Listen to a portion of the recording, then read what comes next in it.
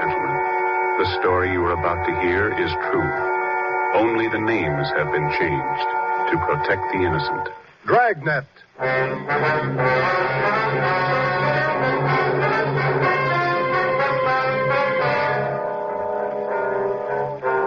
You're a detective sergeant. You're assigned to a homicide detail. A man's wife has suddenly dropped from sight. On the surface, it appears only as a routine missing persons case. You start to investigate. Suspicion grows. There is evidence of possible foul play. Your job, find the woman or find her murderer. Dragnet, the documented drama of an actual crime. Investigated and solved by the men who unrelentingly stand watch on the security of your home, your family, and your life. For the next 30 minutes, in cooperation with the Los Angeles Police Department, you will travel step by step on the side of the law through an actual case transcribed from official police files. From beginning to end, from crime to punishment, Dragnet is the story of your police force in action. It was Wednesday, September 15th. It was warm in Los Angeles. We were working the day watch out of homicide. My partner's Ben Romero. The boss is Ed Backstrand, chief of detectives. My name's Friday. I was on the way back from lunch, and it was 12:56 when I got to room 42. Homicide. Hi, Joe. Waiting for you. Hiya, Ben. Al. Hi. I hear you got something for us. Here's a report right here. Gardener by the name of Eric Kelby called in day before yesterday. Said his wife disappeared from their home out in the valley Sunday night. Says he thinks she left him. That happens every day, Barghetti. Not this way, it doesn't. Walsh and I went out yesterday to interview the guy. Story doesn't add. Why not? None of her clothes are missing. None of her luggage. She even left her pocketbook behind, full of money. Found out from the neighbors the missing woman is a 17-year-old boy by a former marriage. So what? An only child. Mother dotes on the kid. Shouldn't even say goodbye to him. How did this Eric Kelby impress you? Pretty grouchy with Walsh and me. No cooperation. Wants to find his wife, doesn't he? I don't know if he does or not. There's no help, I'll tell you that. Can I see that report a minute now? Here you are. Agnes Trumbull Kelby, age 39. Kelby's her second husband. The first one died a little after the boy was born. Mm-hmm. Disappeared Sunday night from her home, 546 Belasco Road, between 7 and 8 o'clock.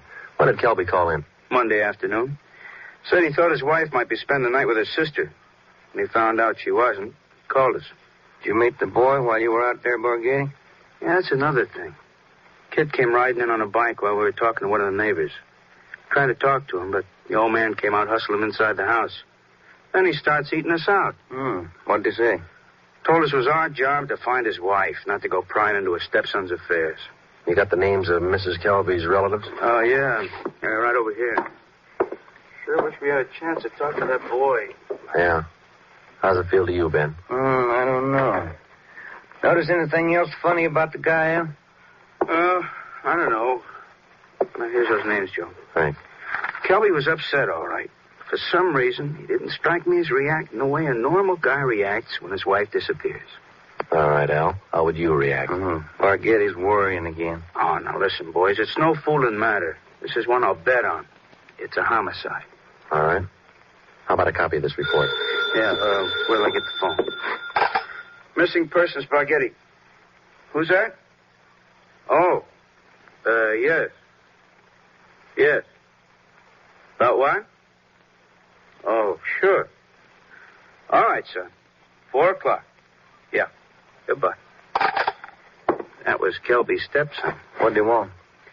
Thinks something's happened to his mother. In police work, missing persons detail is not a department separate in itself. It is organized as a part of the Homicide Bureau. According to Barghetti, who took the call, the boy said he suspected his stepfather, and he didn't want him to know of any meeting between him and police officers. He would meet the officers that afternoon at 4 p.m. in a restaurant on the corner of Hollywood Boulevard and Fairfax Avenue. At 3:15, Ben and I left the office and drove out to the meeting place, the Dairyland Fountain and Coffee Shop. We arrived there at 3:45. At 8 minutes to 5, the Kelby boy still had not arrived. Youngster's not very prompt. Let's wait a little while longer. Yeah. Smoke? Yeah, thanks. Want some more coffee? No, thanks. I guess the boy isn't going to show. Think something's happened? 15 minutes after we left the coffee shop, we drove up in front of the gate of the Kelby Nursery on Belasco Road. The house itself was set well back on the property, which covered about 4 acres. The entire nursery was surrounded by a 6-foot steel wire fence, and it looked like almost every available foot of ground inside was planted with some kind of a flower or shrub. Kelby met us at the gate. Yes? What do you men want? Police officers. Are you Mr. Kelby? Yes, what do you want? Well, if you'll shut those dogs up for a minute, we'd like to ask you a few questions. I'm busy now. Can't you come back tomorrow? Pretty important, Mr. Kelby. I think we better talk right now. All right, if you have to. Red, Giant, down. You too, honey. Quiet. All right. Now, what do you want? Mind if we come inside? These watchdogs of mine are pretty vicious. We can talk here at the gate. All right, Mr. Kelby. This is Sergeant Romero. My name's Friday. We've been assigned to look into your wife's disappearance. Oh. Did you find anything yet? Nothing definite. Maybe you can help us. Would you tell us exactly what happened the night your wife disappeared? What do you mean? What happened? Well, when did you last see her? When you first noticed she was gone? We finished up Sunday night dinner about 7 o'clock, and I laid down for a nap. Agnes went out on the front porch for some air. I woke up a little before 8 and went outside to look for her. She was gone. Nobody saw her leave, Mr. Kelby? Not that I know of. Maybe some of our nosy neighbors, I don't know. How about your stepson? Wasn't he around Sunday night? Bruce? No, went out to a show. Some other kids. When did he get back from the show? About 10, I think. Why? Where's your stepson now? Who are you looking for, my wife or my stepson? Both, Mr. Kelby. Where's your stepson? Gone. I took him over to my sister's in Alhambra. Been feeling bad since his mother disappeared. Figured the change would do him good. When did you take him over to your sister's, Kelby? This afternoon. What's that got to do with it? We'd like to talk to Bruce. No, I can't allow it. The boy's too upset. I can't allow it. I'm afraid you're going to have to allow it. Listen, mister, you can get off this property right now. No cop's giving me sass. Nobody's giving you sass, Kelby. We want to talk to your stepson, that's all. He might give us a clue as to the whereabouts of your wife. And I say you can't see the boy. What's more, you cops couldn't find thorns on a rose patch. I'll get somebody else to look for Agnes. It's my business anyway, nobody else's. It's our business, too, if anything's happened to her. What are you talking about? You better get your coat, Mr. Kelby. We're taking you in for questioning. You come through that gate, and I'm going to let these dogs go, accidentally. I'd hate to shoot the dogs. Now go on in the house and get your coat. Eric Kelby turned and made his way up the path and into the house. 5 minutes later, he came out. Without a word to either of us, he came down the path, closed the gate behind him, and got into our car. On the way back to headquarters, he chatted pleasantly about the weather, the nursery business, and his dogs. When we pulled up in front of the city hall, we met the reason for his sudden change in temperament. His lawyer was waiting for us at the door.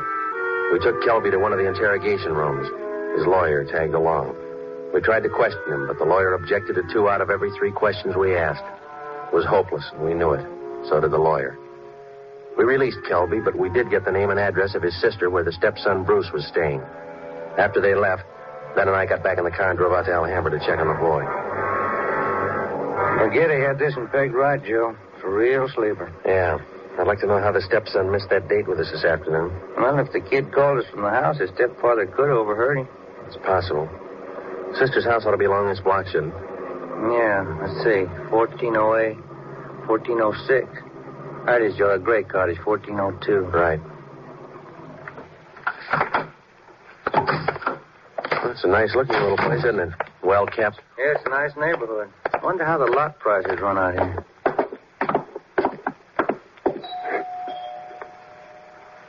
Somebody's coming.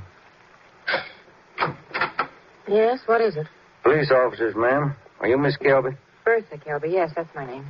Why? We talked to your brother earlier today, Miss Kelby. He said that you brought his stepson Bruce here to stay for a while. We'd like to see him. Bruce? Yes, he was here till about, an hour and a half ago.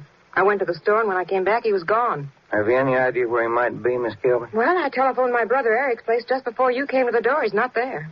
I don't know where he might be. I'm worried about him. He seems so upset. This business about his mother's disappearance, you know. Would you mind if we came in and looked around, Miss Kelby?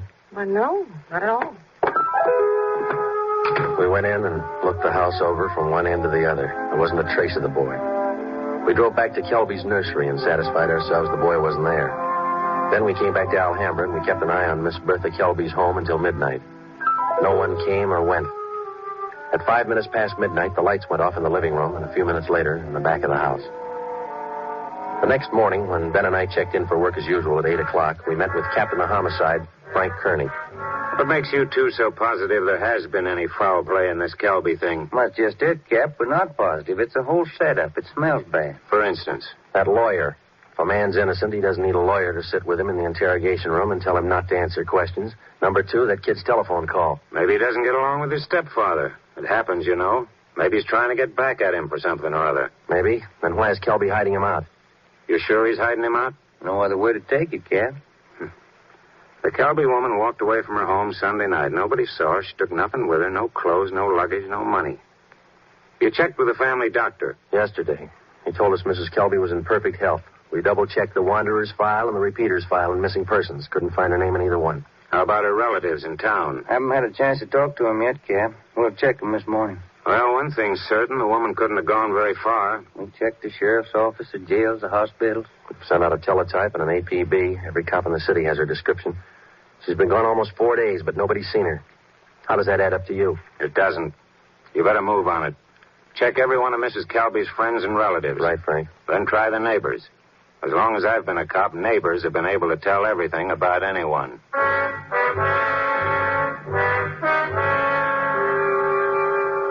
All that day, Ben and I made the rounds. First stop was the Western National Bank, where Mrs. Kelby maintained her account.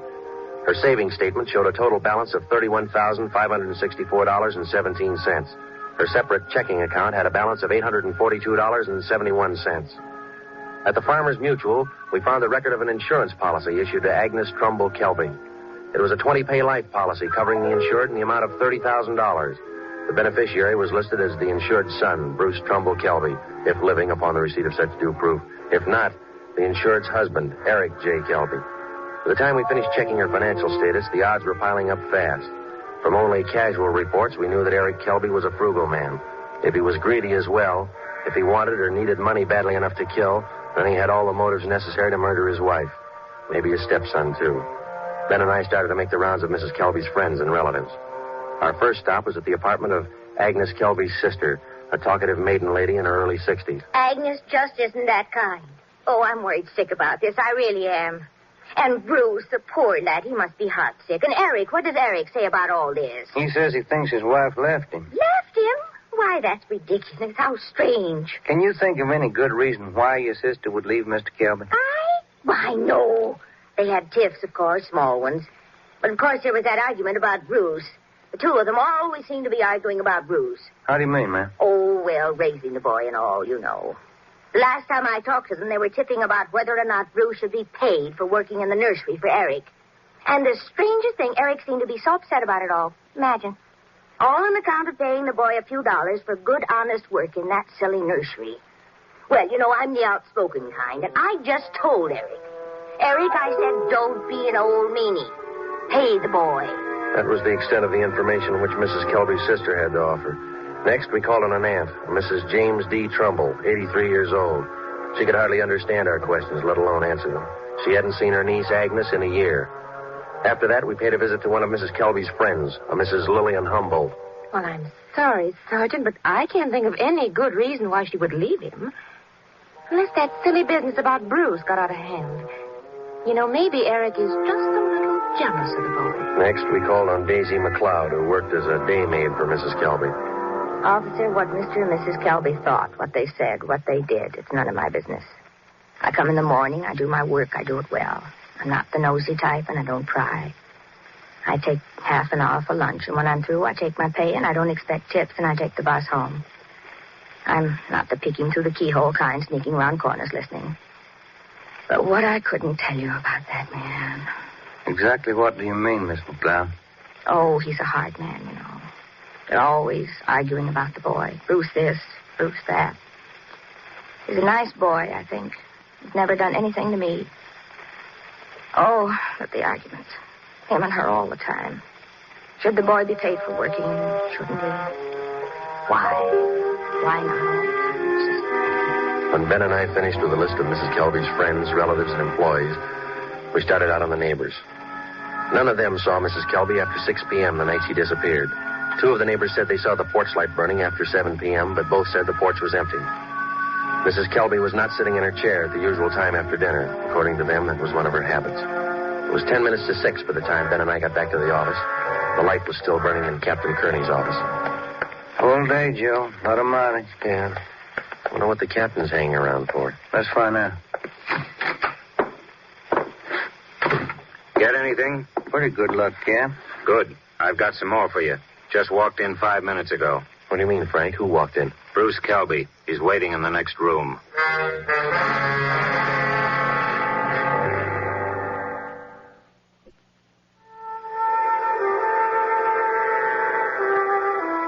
We went in the next room and met Bruce Kelby.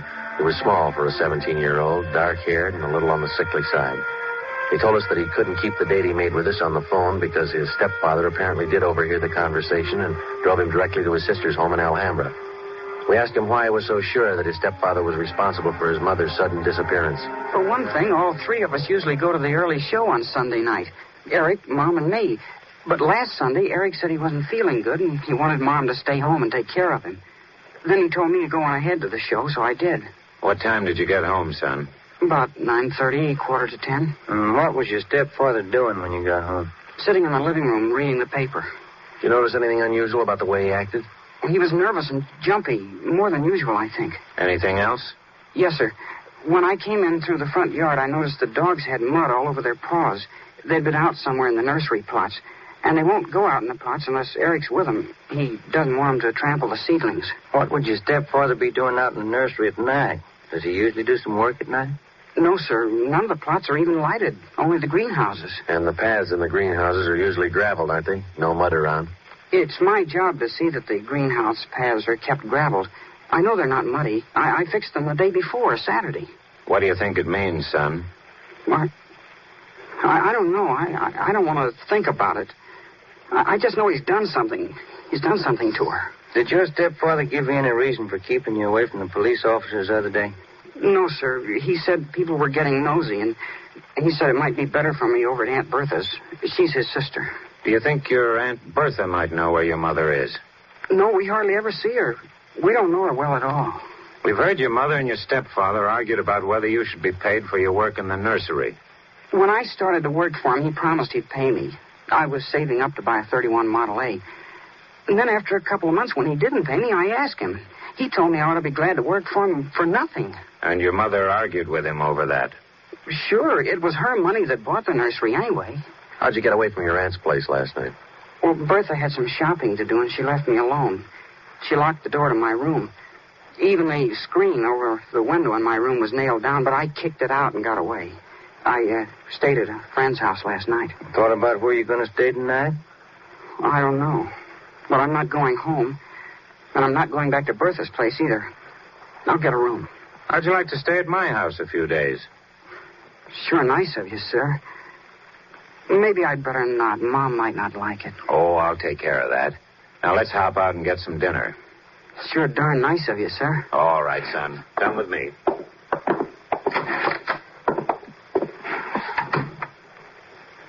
What do you think, Joe? He could be lying. Yeah.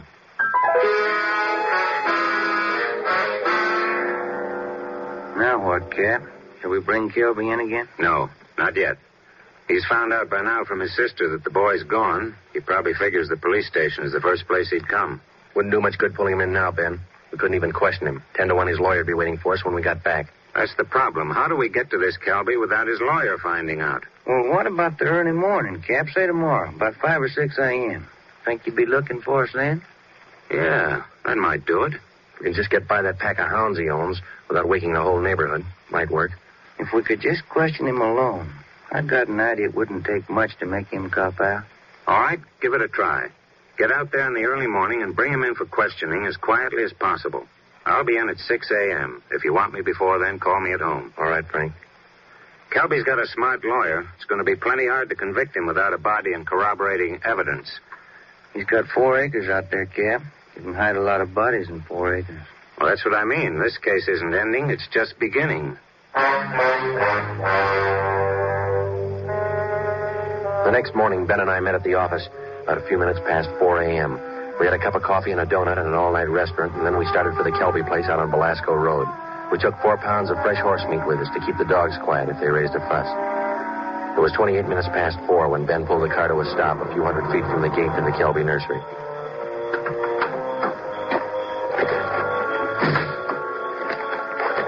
We got out of the car and made our way down the road to the gate. I reached in and tried the latch. It was padlocked. The dogs started in. Okay, Ben, looks like we'll have to jump the fence. Toss some of that horse meat over to him. Yeah, here. That's it. Come on, let's climb. Keep an eye on those hounds. Looks like they could chew your leg off. Yeah. Here comes a third one, Ben. Toss some more meat. Yeah, there you are, boy. Go get it. Go get it, boy. Look, Ben, lights going on in the house. Come on, let's make it fast. Who is it? Who's there? I'll set the dogs on you. Police officers, Mr. Kelby. What? What are you doing out here this time of night? You're under arrest, Kelby. Get your coat. You cops are asking for a peck of trouble. Get your coat. Where's my stepson? What you done with him? What have you done with your wife? You're going to pay for this. I'll have your jobs. That's not the first time we heard that, Kelby. Let's go.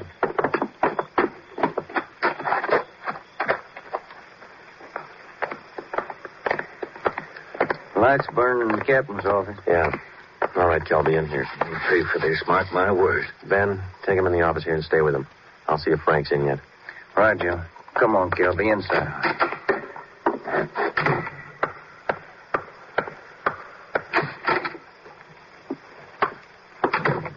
Friday? Did you bring in Kelby? He's down in the interrogation room. Ben's with him.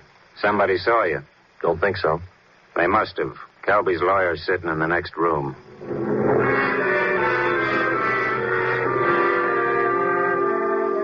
Kelby again refused to answer any questions without the advice of his attorney. We released him. That day, Captain Kearney sent out 2 men to keep an eye on the nursery and report on all of Kelby's movements. Shortly after 7 o'clock that night, just after nightfall, we tried once again to bring in Kelby for questioning without his lawyer's knowledge. It didn't work. A little after we booked him, his lawyer obtained a writ of habeas corpus. We had to release him again.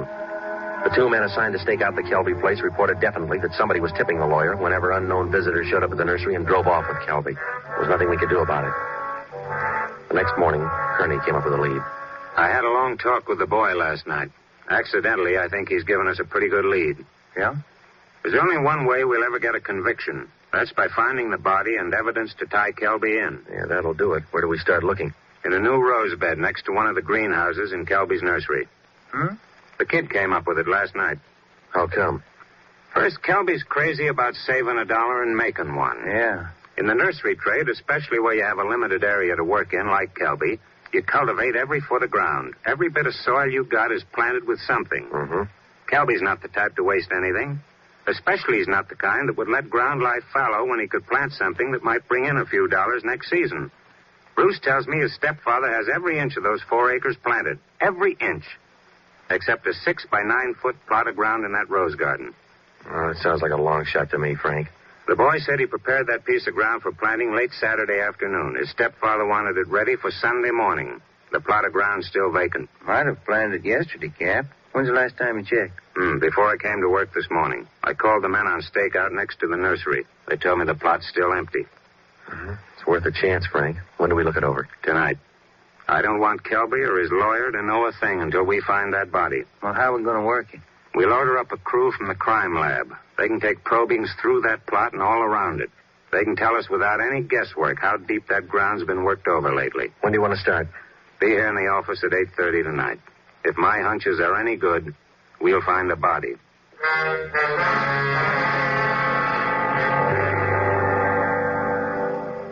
It was 10 minutes past 9 that night when we got to the Kelby place.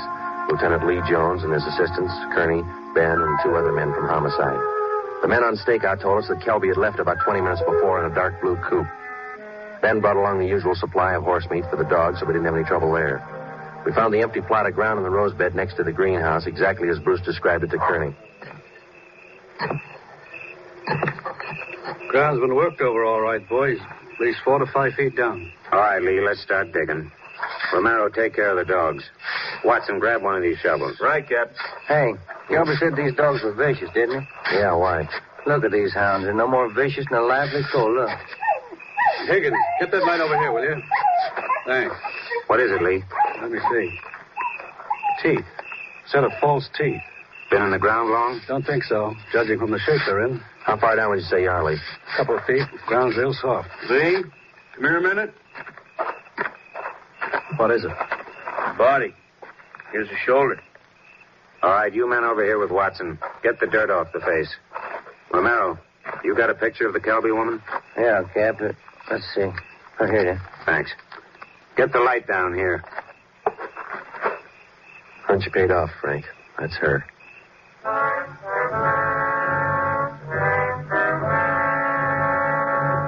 Ben and I went back to the car and notified communications to broadcast a warrant for murder on Eric Kelby. His description, together with a description of the car and license number of the car he was driving, was rebroadcast every 15 minutes. Then we went back to check the house. We found the front door unlocked.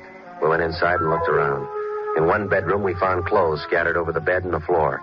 There was only one old suit remaining in the closet. On the table next to the bed, we found an airline's timetable.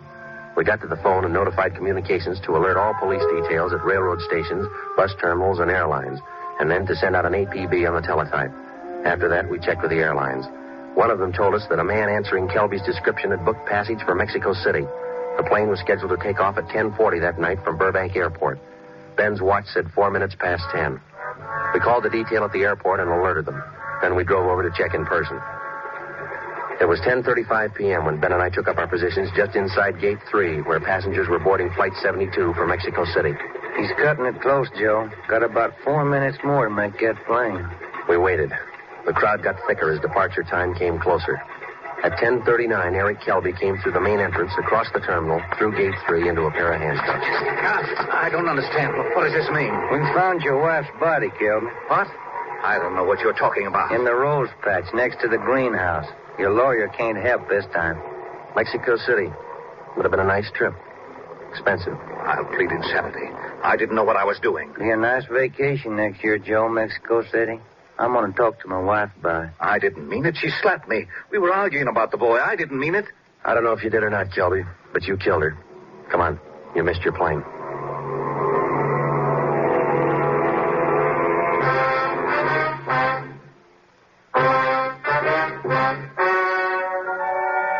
The story you have just heard is true. Only the names were changed to protect the innocent.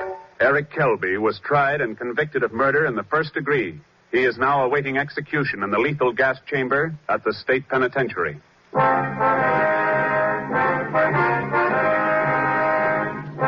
You have just heard the 14th in a new series of authentic cases transcribed from official files. Technical advice for Dragnet comes from the office of W.A. Wharton, Acting Chief of Police, Los Angeles Police Department.